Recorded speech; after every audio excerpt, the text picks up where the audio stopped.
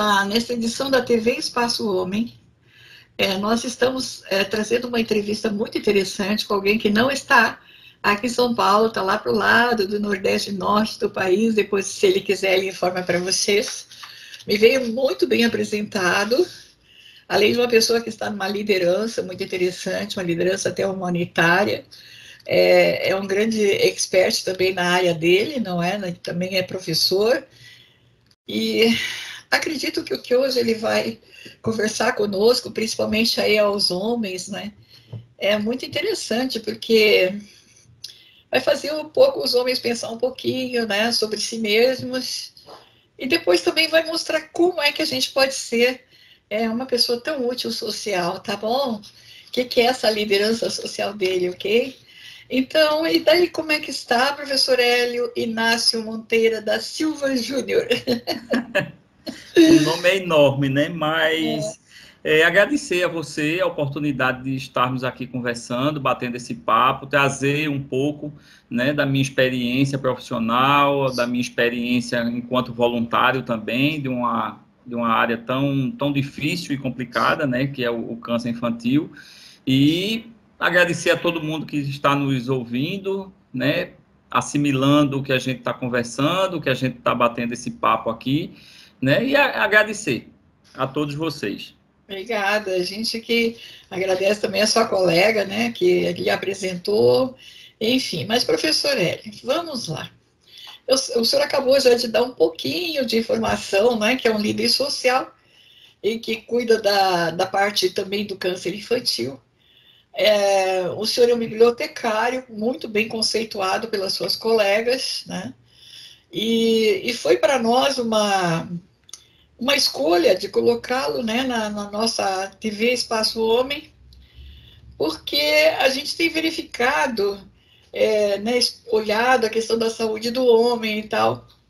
E a Organização Mundial da Saúde, a Organização Pan-Americana da Saúde, o próprio Ministério da Saúde, está chamando muita atenção para o câncer dos homens, o câncer nos homens, né? E como o senhor está falando em questão de câncer infantil, eu quero lhe fazer algumas perguntas iniciais sobre a sua opinião, né, do câncer nos homens. Vamos começar por vocês, ora, que é isso, né? Aí a gente aprende a militância com o senhor, tá certo? Ok. Bom, segundo edições anteriores que eu tive a oportunidade de dialogar com um oncologista, ele diz que os homens morrem mais cedo que as mulheres e que o motivo de morrerem mais por câncer, né, ele diz que são os seguintes, aí o senhor pode concordar, acrescentar, enfim, tá? Que os homens estão mais expostos a riscos contaminantes nas áreas de trabalho, que há grandes agravantes na área da alimentação com estilo de vida desregrado. Então, o homem come correndo, toma lanchinhos, aquela coisa toda assim, né, que não tem uma regra, né, de alimentação.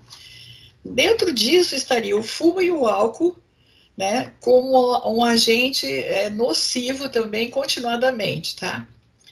E ele destacou que certos tipos de câncer, não se sabe por quê, mas afetam bem mais aos homens.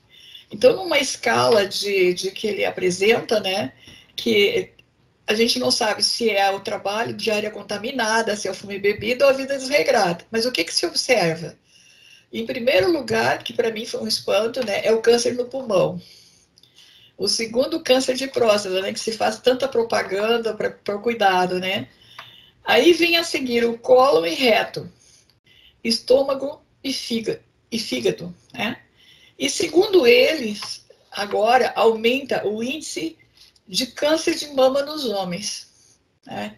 E diz que é muito grave, porque perde parte da musculatura também, não é? Do tórax, enfim. O que o senhor tem a dizer sobre esse relatório inicial aqui que eu estou, né, apresentando sobre a saúde do homem em relação ao câncer, já que nós vamos conversar depois sobre as crianças, né? Certo. É super interessante você trazer esses dados, porque a gente pode avaliar que, basicamente, o que ocorre dessa diferença entre o câncer do homem e o câncer da mulher é, basicamente, preconceito, existe um preconceito muito grande dos homens quando a gente trata, por exemplo, de câncer de próstata. Certo. Né? Que um diagnóstico precoce, se você procura um médico no tempo certo, onde você vai fazer os exames corretos, né? Procura um oncologista que seja correto com o seu protocolo, né, de tratamento, isso pode ser prevenido. Existe uma prevenção que pode ser feita, porque o câncer, assim, pegando um pouco antes, o câncer é uma doença genética. A gente sabe que é genético. Só que nos adultos existe uma predisposição grande e você ainda corre atrás de ter esse câncer. Porque, como você disse, câncer no pulmão é o que atinge mais, é o número mais alto que existe, é o câncer de pulmão.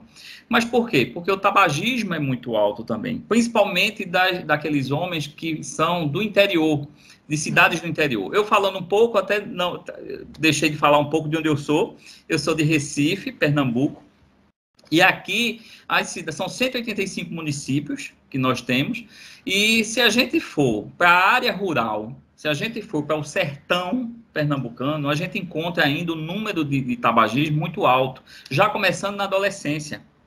Né? Então, isso faz com que desenvolva um câncer, porque você está procurando ter esse câncer, né? Infelizmente, e existe a questão do preconceito, de não ir ao médico. Né? Se a gente for analisar os números que tem de homens e mulheres, o homem morre muito mais do que a mulher, porque a mulher se preocupa mais com a saúde dela. Né? Um câncer de pele, a mulher apareceu uma mancha no rosto, apareceu alguma mancha estranha, ela já corre no dermatologista e já vai saber o que é que está acontecendo.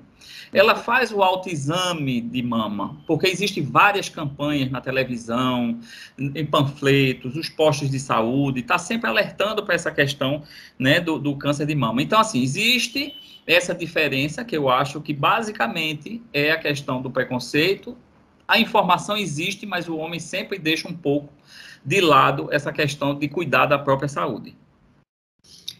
Talvez um pouco das companhias também, né? De sair em grupo, beber, comer um lanche que não tem nada a ver para a saúde alimentar, não é? Pode ser termina tomando, né, hábitos alimentares e hábitos de vida mesmo, muito complicados. Tem o fator de você estar com amigos, mas eu acho que se você tiver uma consciência, né, de saúde, uma educação familiar também que possa respaldar isso, vai fazer com que eu tenha consciência de que aquilo ali vai fazer um mal para mim. A longo prazo, utilizando, né, as drogas lícitas e ilícitas que você possa utilizar, isso a longo prazo vai acarretar um problema sério na minha saúde.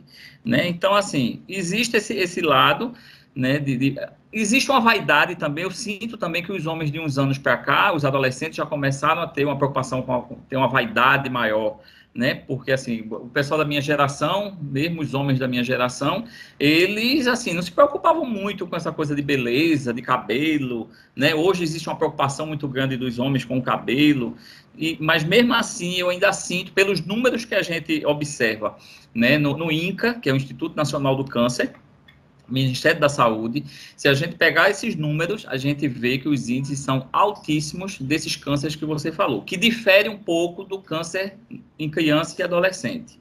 Certo. Agora, no caso também, vamos dar um pouco de desconto, né? Como tem lá no início a citação, quer dizer, os homens estão mais sujeitos a riscos e a contaminantes, quer dizer, né, trabalha numa construção, trabalha em área de posto de gasolina, vamos supor, e outras coisas, né, que... ainda tem esse fator, né, que eu falei. Né? Exposto ao sol, muitas vezes, né, para fazer uma obra. Trabalha na área rural, né, muitos trabalham na lavoura. Então, assim, existe esse fator que a gente tem que levar em consideração também, né, os fatores de trabalho, né, os fatores de vida mesmo, de hábitos de vida, mas tem o outro lado também, que é a questão dos hábitos alimentares e os hábitos de sua rotina de vida também, que ele busca, né, esses cânceres aparecerem. Porque se ele já tem uma predisposição para um câncer, porque é uma doença genética, a gente sabe, então as mulheres daquela família, existe uma predisposição para o câncer de mama. Né? Existe uma carga genética muito alta para aquelas mulheres terem um câncer de mama. nos homens existe uma carga genética muito grande para o câncer de próstata, né? E aí, atrelado a isso, ele não vai ao médico, ele não faz a prevenção corretamente, ele não faz um diagnóstico precoce, né? Então, isso dificulta muito a questão dos homens. Os homens precisam estar mais alertas à questão da saúde, eles precisam quebrar um pouco essa coisa do preconceito também, né, de ir ao médico. Eu conheço homens que nunca foram no urologista, que são da minha geração e que nunca procuraram um urologista, né? E diferente da mulher, que ela, quando tem a primeira menstruação, ela já procura um ginecologista, né? Então, assim, existe esse lado também. Os homens precisam ficar em alerta sobre essa questão também. Infelizmente, nas estatísticas, não é toda vez que tem o Dia do Homem, o mês do homem, a gente vai buscar as estatísticas, né? Então, os maiores acidentes, assim, acidentados e com perdas de membros, muitas vezes, né? Enfim, são os homens, né? Os acidentes de trânsito. Os acidentes de moto, né? São mais de homens, exatamente. Pois é, Elizabeth, e uma coisa assim, que a gente... eu passei um tempo fazendo um projeto, indo pelo interior, realizando capacitações para agentes de saúde. Então, a gente via a realidade dos municípios, né? A gente não encontra mais cavalo. Uma ideia que a gente tinha de interior é que tinha muito cavalo, né? O meio de locomoção maior não é mais, são motos. E o índice de acidentes é enorme, porque cada vez os jovens estão comprando as motos, bebem, perdem o controle, acidentes graves, né? E termina afetando a vida, porque muitos deles ficam incapacitados de locomoção, de tudo. O senhor me lembra uma pessoa que é uma senhora de ordem religiosa, cuidando muito de obras sociais da religião dela, né? Então, ela tem uma moto e atrás aquele que vai carregando eu não sei como é que eu vou chamar, como se fosse um anexo da moto, né? Vai puxando. E então, com aquilo ali, ela levava remédios, alimentos, roupas, coisas assim que são de doação bem naqueles lugares que quase ninguém entra, mais né? Carentes, né? Áreas mais carentes.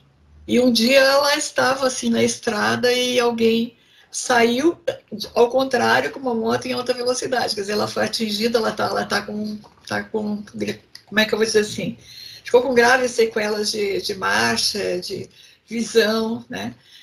Então é o que o senhor está comentando muito bem, quer dizer, muitas vezes, né, pode sim, a moto prejudica na cidade grande, mas não, a imprudência está em qualquer lugar. A imprudência está muito grande. E no interior a gente encara, eu perguntei, e o pessoal disse, aqui é super comum, o meio de locomoção aqui são motos, e a gente vê meninos de 15 anos, 16 anos, já utilizando moto, um perigo, né? Porque a gente sabe que nem pelas leis de trânsito pode ser utilizado esses meios de locomoção com pessoas de menor idade.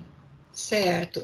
Agora que nós conversamos já sobre os homens, depois nós vamos falar com eles também um pouco na vida, né, de ativismo social, para aprender aqui, vamos explorar o senhor o que der hoje, viu?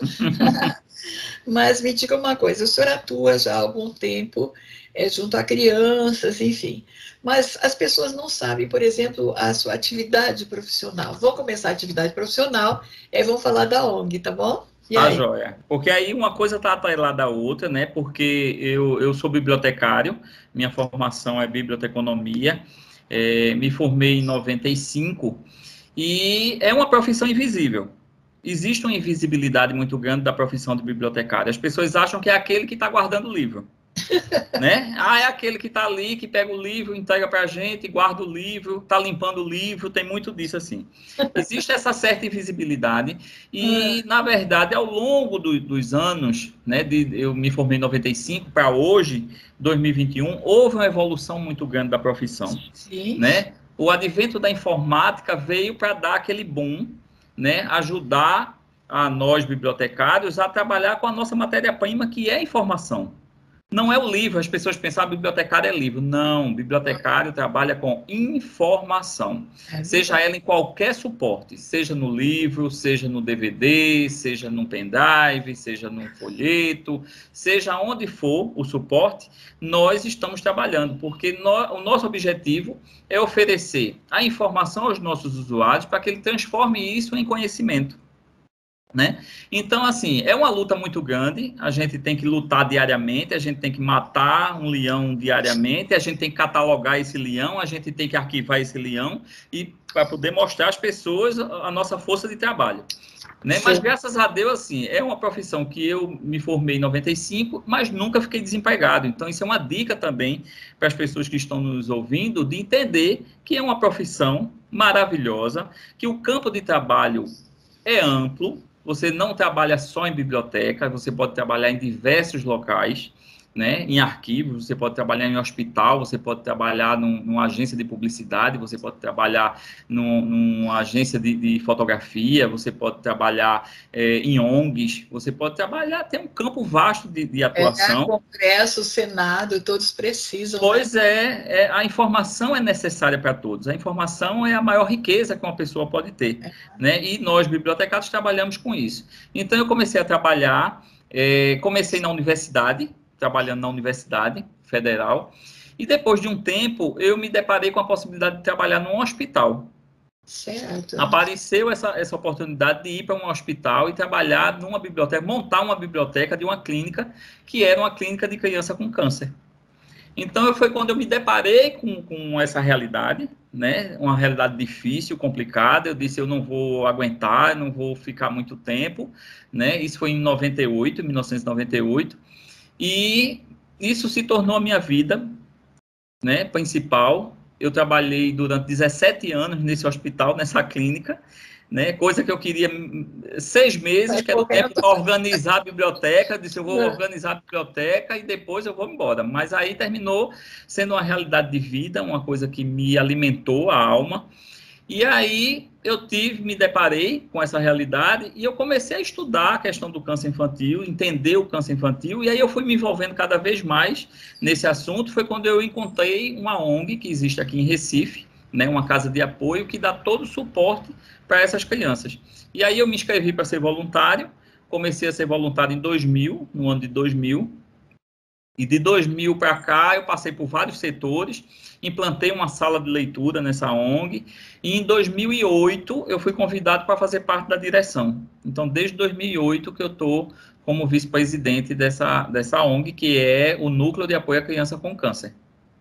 Certo. Agora, neste caso, essa ONG, ela tem sustentabilidade própria, recebe doações, como que o Estado tem, como é que funciona? Sobrevive de doações da sociedade civil. Nós temos algumas parcerias com algumas empresas também, né? Fazemos projetos, às vezes saem alguns editais e a gente elabora os projetos e a gente encaminha. Então, mas a força nossa são as doações da população, é a doação da sociedade que faz com que nós podemos manter, né, a nossa casa em pé desde 1985. É uma casa que foi criada em 85 por um médico que a gente tinha aqui em Recife, e ele se deparava com a situação de que as famílias vinham do interior, tinham o diagnóstico de câncer aqui em Recife, mas não tinham como se manter. Sim.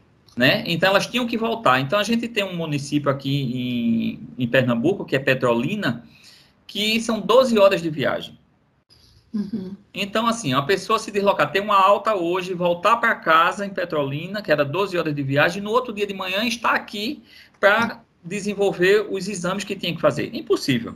Impossível. Se hoje, em 2021, a gente não tem condições de fazer esse trajeto, né, de ônibus de forma um tempo menor, imagine 85. Então, o doutor Pedrosa ficou muito angustiado com isso, se reuniu com algumas pessoas da sociedade e montaram a casa de apoio. Então, desde 85, que a gente, graças a Deus, mantém a casa através das doações das pessoas.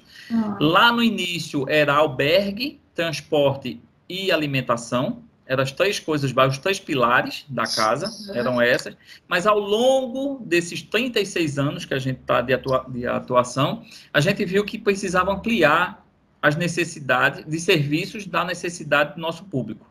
Né? Então, as crianças que a gente atende, que é de 0 a 19 anos, que são os números indicados pelo Estatuto da Criança e do Adolescente, né? Então, a gente atende essa faixa etária.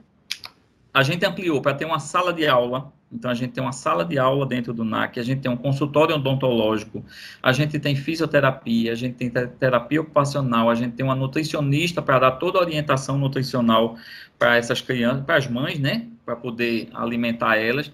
Mantivemos os pilares, que é um carro que possa fazer todo o transporte dela aqui dentro da cidade, um local para ela dormir, são 120 vagas para crianças e 120 vagas para acompanhantes. Então, 240 pessoas é a nossa capacidade.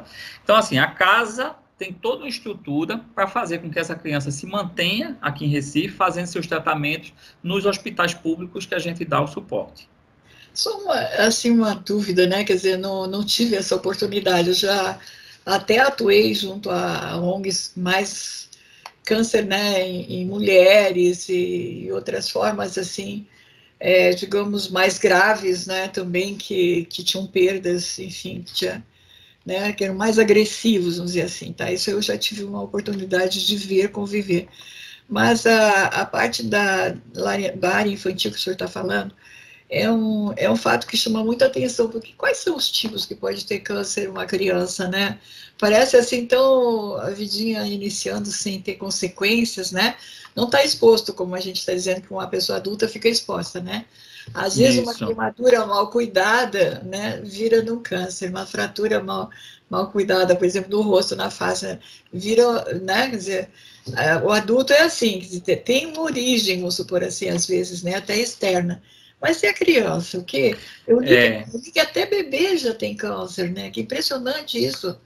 Isso, pois é. Tem crianças, assim, nesse tempo todo de atuação, eu vi crianças que nasceram já com tumor, já precisando fazer, já nasceu com tumor, precisando fazer uma cirurgia, né, para retirada de tumor. Aí é interessante, Elizabeth, falar isso, porque, assim, como a gente falou no começo, dos principais tipos de câncer no adulto, que foi próstata, pulmão, útero, né, mama, tudo, até mama em homem também, que está começando a aparecer muito. Está aparecendo vários casos. Vários casos. É diferente da criança e do adolescente, porque na criança e adolescente, os principais tipos de câncer é leucemia, é o primeiro, é o câncer no sangue, tumor no sistema nervoso central, tumor no cérebro, e depois os linfomas, que são aqueles tumores que aparecem em algumas regiões, que a gente chama às vezes de lândria, de íngua, né, que fica meio inchado assim, que os 3 pontos principais é a parte de pescoço, as axilas e a virilha. São os 3 principais pontos onde aparecem esses caroços que começam a crescer. Mas a gente tem linfonodos no corpo todo, mas esses são os 3 principais pontos. Então, esses 3 tipos de câncer diferem do câncer no adulto, porque não tem na literatura algo que diga por que é que começou. No adulto, ele pode fumar, ele pode beber, ele pode estar exposto ao sol, ele pode estar exposto a agrotóxico, né? Mas a criança não. A criança, esses 3 principais tipos, ainda na literatura não tem por que apareceu. Né? Aquela criança está naquela região, porque ela mora naquela região, então está desenvolvendo. Não tem. Na literatura, os médicos...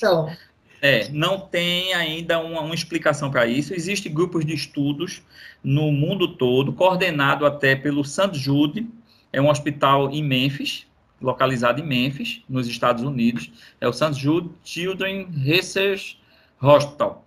Esse hospital é, assim, referência no mundo todo no tratamento de câncer com criança. E ele faz uma articulação, Elizabeth, com várias instituições, vários hospitais do mundo todo, para que a gente possa tentar identificar, né, o porquê de acontecer isso, né? E o interessante é que ele articula países que estão muito avançados no tratamento de câncer para países subdesenvolvidos, que têm um índice de mortalidade muito grande. Tipo, aqui em Recife, o Hospital IMIP, o Instituto Materno Infantil de Pernambuco, onde eu trabalhei, né, até 2015, a gente tinha uma articulação com esse St. Jude e ele encaminhou uma equipe daqui de Recife para a África. Foram para Maputo e lá para fazer toda a orientação dos médicos lá na questão do tratamento, como devia ser o tratamento, como utilizar os protocolos especializados no tratamento de câncer infantil, que difere do adulto, né? Porque lá antigamente, na década de 70, a criança era considerada um adulto em miniatura. Então, existia o tratamento do adulto, aí fazia com doses menores de medicação, de quimioterapia, para poder... E a mortalidade era imensa, né? Porque não é assim. A partir da década de 80, houve uma preocupação muito grande dos protocolos, da especialidade médica oncologia pediátrica. Então, os médicos começaram a se formar nessa área, enfermeiras começaram a ter formação para isso também, para essa área, e os protocolos começaram a ser feitos. Né? Então, existe protocolo para o tratamento da leucemia, existe protocolo para o tratamento do tumor no sistema nervoso central, protocolo para os linfomas, existe para o retinoblastoma, tem mais de 200 tipos de câncer para a criança e adolescente, mas esses três que eu falei são... Mas esses três são os principais, são os índices maiores, né, de câncer. As leucemias em torno de 40, de todos os tipos, a leucemia é 40 a 45% dos casos. Impressionante, né? Sinceramente, olha, você me deu uma informação hoje que eu desconhecia, sabe? Mas e aí, então, eu vou depois perguntar para você aí, para o senhor, como é que se faz para quem quer colaborar, mas eu estou com uma outra preocupação aqui, que tá me... vai, pergunta, né? Mas é bom, quanto mais perguntas e a gente ter essa oportunidade de falar um pouco, porque existe também uma barreira muito grande, um preconceito muito grande com a palavra câncer, né? A gente sabe que existe, e isso difere do adulto para a criança também, que a gente vale a pena a gente alertar aqui, que o índice de cura na criança e adolescente é muito maior do que no adulto. Isso a literatura médica expõe, o INCA está aí mostrando os números também, de que existe essa diferença. Talvez as questões psicológicas atuem muito forte, né? Porque um adulto, quando tem um diagnóstico de câncer, entra logo em depressão, existe processo de depressão muito forte, porque acha logo que vai morrer, né? Começa a pensar na família, então entra num processo muito difícil e precisa de um apoio psicológico muito grande. As crianças e adolescentes, principalmente as crianças pequenininhas, menores de 12 anos de idade, essas têm uma noção total da doença. Acho que nós albergamos no NAC, ela dá uma aula para você do que foi o dia dela no hospital, o que é o implante de catéter, para que serve um catéter. A quimioterapia, se foi a quimioterapia rápida ou se foi a quimioterapia demorada. Quanto tempo é o tratamento, o que é que ela tem, o diagnóstico que ela tem. Ela dá uma aula para você e, no entanto, é criança. Ela está rindo, ela está brincando, ela está correndo, ela senta, ela conversa. Então, ela não tem a dimensão, né, do perigo que é a doença. Que está ocorrendo com ela. Que está ocorrendo com ela. Já difere um pouco do adolescente, principalmente as meninas, porque as meninas com diagnóstico de câncer e começa o tratamento, cai o cabelo. Na maioria das vezes cai o cabelo. Então, um adolescente que tem toda aquela coisa da vaidade, né, de ter o cabelo grande e tal, então perder o cabelo é um fator que mexe um pouco com o psicológico. Então, mas assim, vamos fazer assim. Aí, depois, não sei se no encerrar ou se o senhor quer deixar por escrito, vamos pensar nas pessoas que, escutando aqui, queiram colaborar, né? Depois eu vou... senão eu vou esquecer, por isso que eu estou colocando aqui no meio. Mas eu tenho uma pergunta ainda sobre a sua área profissional. Eu acho extraordinário o trabalho do bibliotecário, realmente, assim... Eu acho que ele tem até tanto a bibliotecária quanto o bibliotecário tem um charme a mais, né? Porque é conviver com tudo que é de cultura, né? Dos segredos do passado até o presente, né? E ali ela, né? É o senhor absoluto dessa informação, onde está? É como se tivesse um tesouro, né? Que a pessoa está ali responsável. É interessante e assim, é apaixonante essas obras antigas, né? Aquilo tem um charme maravilhoso, até conversei com a sua outra colega, fizemos uma entrevista, né, a importância dos acervos familiares, né? Aquilo vai até das heranças, né? Que é uma coisa que vira um patrimônio cultural da família. Mas eu me pergunto uma coisa, eu sei que o senhor está trabalhando também com a área profissional e tem preocupação com a saúde e tudo dos profissionais, né? Bom, tudo que é antigo tem lá seus problemas também de contaminação, vamos pensar um pouco, né? Porque tem insetos, o pó, não sei o que mais, quem que entrou e que saiu, tocou ou não, né? Acredito que o livro esteja a todo momento sendo higienizado, vamos por assim, né? Então vamos pensar um pouco assim, nesse momento, né? Não existe a descontaminação, portanto, é insalubre a profissão, tem uma insalubridade, ganha-se essa insalubridade, tem um cuidado a mais com a saúde nesse ponto, como que fica? Curiosidade mesmo. Existem acervos que são bem complicados, assim, principalmente das bibliotecas públicas, que a gente sabe que existe, né, acervos enormes. Por exemplo, aqui eu trabalho, aqui em Recife, ela tem um acervo de 280 mil volumes de livros e 330 mil volumes de periódicos. Entre esses acervos, temos as obras raras, temos os acervos mais modernos, né, para empréstimo e circulação de pesquisa do pessoal. Mas, assim, é bem interessante o que você pergunta, porque realmente é difícil. É muito difícil a gente conseguir uma higienização, uma limpeza periódica desses acervos.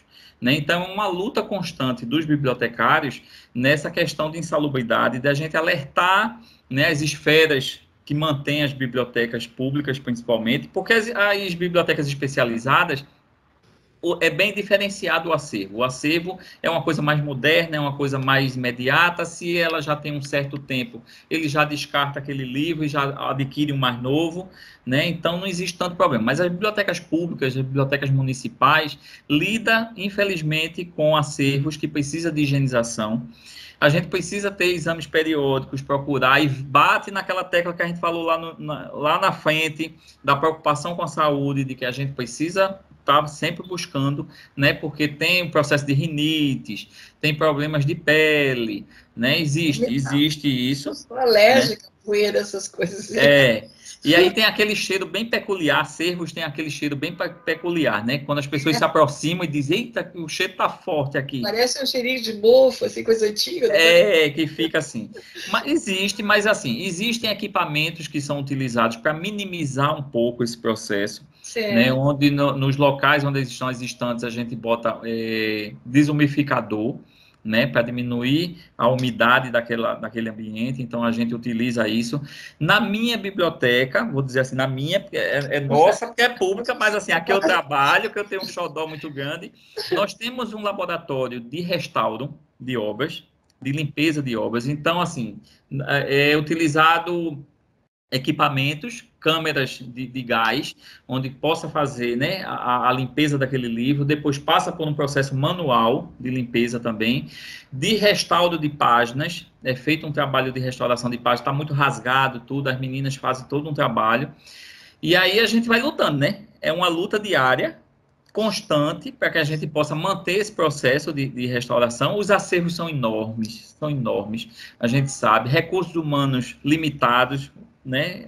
Bibliotecas públicas, infelizmente, a gente não tem concurso a todo ano para renovar, né, o nosso quadro, mas assim, existe uma preocupação muito grande das bibliotecas, aí falando já a nível nacional, existe uma preocupação muito grande da questão da limpeza dos acervos, né, de restauração dos acervos. Existem grupos específicos de estudo para que possa orientar a todos os gestores de bibliotecas de como deve proceder, uma forma da gente se fortalecer, né, de um estar junto do outro e dando ideias e fortalecendo essa corrente, essa rede, né, existe a rede memorial, que é aqui do Brasil, onde as bibliotecas que fazem parte prevê essa questão da manutenção dos acervos de forma adequada, limpos e higienizados. Porque tem a questão da insalubridade, não sei se tem algum benefício, digamos, para o trabalhador, não é? Parte financeira, se tem uma assistência médica especializada, a gente não sabe nada, estou perguntando por isso, né? Não, isso é uma procura individualizada do bibliotecário, de procurar sempre se manter na saúde, né? Utilizar, outra coisa também que é bom alertar aqui, principalmente se tiver algum bibliotecário que nos escute e tudo, alertar esse bibliotecário de tem que utilizar as EPIs, né? Sim. Máscara, luva, uma bata, tem que ser utilizado todos esses EPIs para que a gente possa se precaver. Sim. Né? Então, existe esse lado também de gente que eu já escutei assim, mas eu não gosto de usar máscara.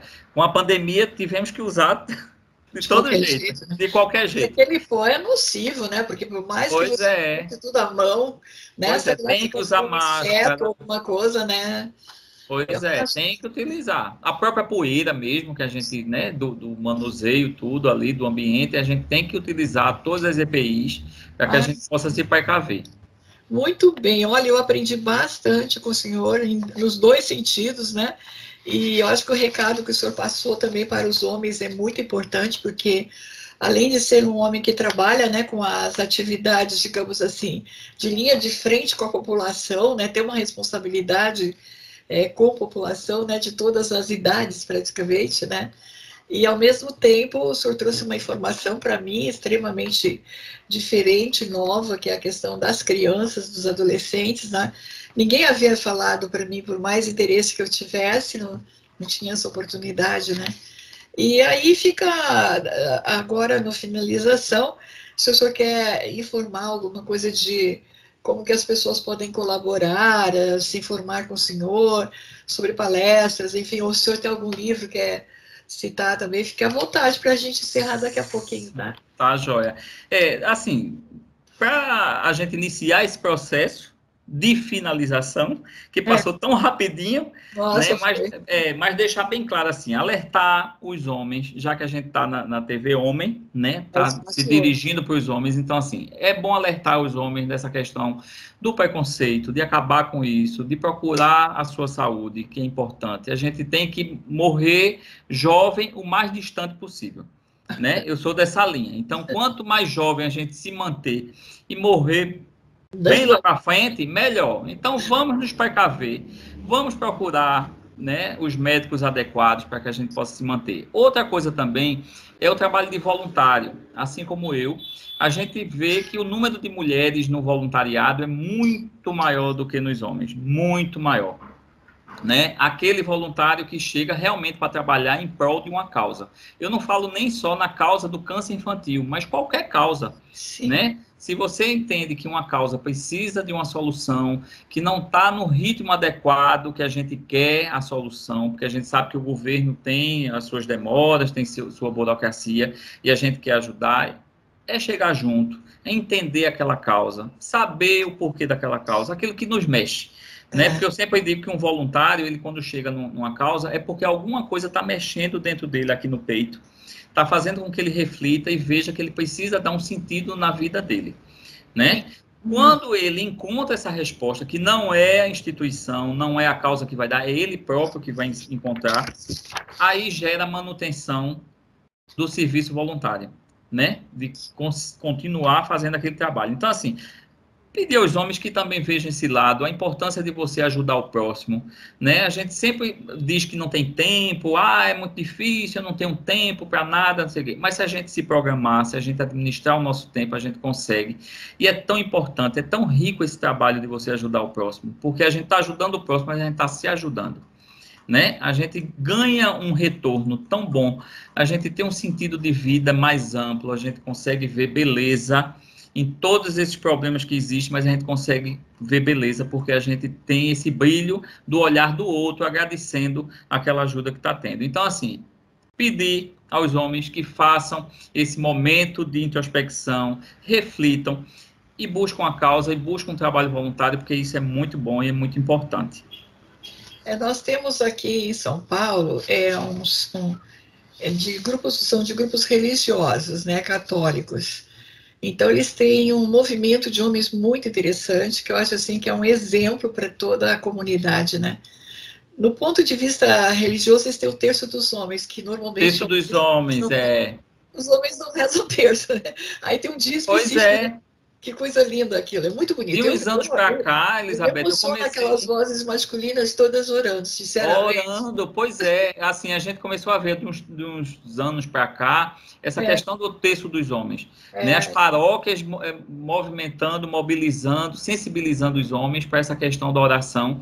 E eles estarem abrindo um pouco o coração deles para esse momento. E a participação deles nas obras sociais é uma coisa impressionante. Sabe, antes, assim, alguns tempos atrás, a gente não via os homens participam. Não vinha, não. Eles buscam, eles entregam, eles vendem, eles organizam, é uma coisa assim, impressionante o trabalho, né? Eu acho que Porque termina ficando muito, assim, a questão pontual, né? A Nossa, gente vai ali, ajuda e pronto. Mas não, assim, de ter homens que realmente se engajem, né, na causa e estejam juntos. Tem aumentado? Tem. Tem crescido? Tem. A gente tem visto o número de homens maior? Tem. Mas, assim, a força das mulheres nessa questão do voluntariado, das ações sociais, é sempre muito maior do que a dos homens. Mas ali os homens estão batendo quase que parelho, viu? Eles buscam bens que as pessoas já não usam mais, né?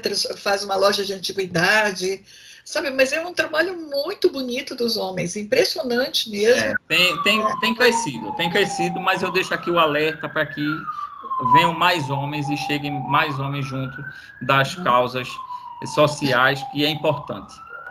Então, eu só tenho a agradecer mais uma vez, não é? Principalmente a nossa amiga em comum aí que lhe apresentou. E realmente foi, eu não digo nem que foi uma entrevista, acho que foi uma aula, né, de instrução, tanto social quanto o conhecimento do que as crianças também sofrem, né? E o seu apoio aos homens, eu acho que foi extraordinário, porque é assim, né? Se diz assim, antes alguns tempos, às vezes, é de mulher para mulher, tinha até propaganda de lojas, né? Agora está na fase de homem para homem, porque de homem para homem. Os homens têm que se apoiar, os homens têm que conversar, os homens têm que indicar, né, produtos, médico, remédio, vai lá, né? Então, atualmente está tudo o quê? É onde é o time de futebol, onde é que é a melhor academia, que vai ficar mais musculoso, a turma que corre, a turma da pescaria, não está mais ou menos assim? Não, acho que está na hora de cuidar da saúde também, fazer o grupo da saúde, né? Da saúde, tem que ser feito, é importantíssimo. Tá bom. Eu só tenho muito a lhe agradecer, professor Hélio Inácio Monteiro da Silva Júnior. Olha que nome lindo, hein? Me agradecer muito, foi uma honra, estava até um pouco aflita, assim, né? Digo, como que eu vou conseguir fazer uma entrevista? Ele está lá tão longe, eu aqui, né? E não tínhamos a oportunidade de nos conhecer. Eu digo, o assunto é apaixonante, vamos lá, né? Minha gratidão mesmo, tá? E as suas despedidas aí para o público, né? Se alguém quer contatá-lo, nós estamos deixando também os endereços, né, digitais que o senhor está informando, mas se quiser falar algum aí também pessoalmente, pode fazer, viu? Tá. Assim, deixar o e-mail que você pode disponibilizar, o currículo Lattes também, quem quiser, porque lá tem algumas publicações que eu faço parte, que eu escrevi, então as pessoas podem dar uma olhada lá, qualquer coisa através do e-mail, entre em contato comigo que a gente se ajuda, tá? Certo. Tem muitas pessoas que me procuram para literatura. Eu sou especialista em literatura infanto-juvenil.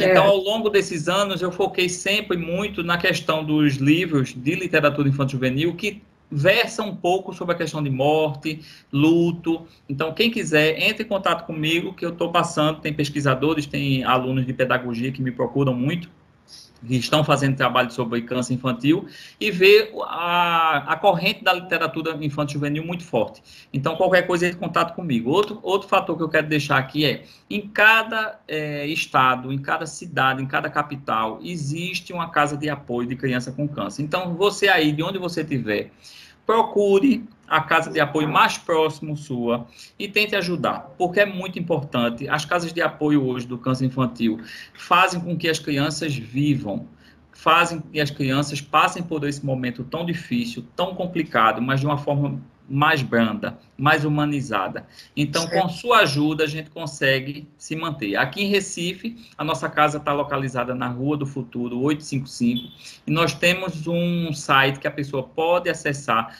ver lá como é que pode ajudar, porque se eu for falar aqui, é muita conta, é muita... www.nac.org.br. NAC é N-A-C-C. www.nac.org.br. Dá uma olhadinha lá, vê como é que você pode nos ajudar e muito obrigado, grata Elizabeth pela oportunidade, por esse bate-papo, certo? Graças a Deus deu tudo certo, como você disse, você aí aqui, mas a tecnologia faz com que a gente esteja juntinho e próximo. Muito obrigada, viu? Foi uma honra muito grande, foi uma aula, digamos assim, né, das suas especializações. Eu acho que foi uma grande motivação para que os homens escutem o senhor, assim, entendam, né? Uma coisa é nós mulheres aí, campanha a saúde do homem, mas a gente, né, fala, mas o homem diz assim, o que essas mulheres têm que se meter com a minha vida? Ela não é? Mas aí não, aí o papo ficou de homem para homem, foi muito legal. Pois é, né? Alertar que essas datas assim também, né? Outubro rosa, novembro azul, são datas para alertar, mas a preocupação tem que ser mês a mês, é diária, é todo dia, é de janeiro a janeiro. Certo. Então, as pessoas aí, os homens queridos que nos assistiram aqui, que ouviram, é quase que uma aula, né, gente? Não foi uma entrevista, a gente aprendeu de tudo que foi lá, não foi? Então, nosso grande abraço, um carinho, tá? Até a próxima edição da nossa TV Espaço Homem, né? Simplesmente, nós estamos acontecendo simplesmente todos os meses, mas trazendo sempre novidades, pessoas aí que estão movimentando a sociedade, que podem ser um bom exemplo para todos, né? Também ter coragem e começar a fazer algo para ter um mundo melhor, tá bom? Um grande abraço, muito obrigada, professora, tá? Até a próxima edição da nossa TV Espaço Homem.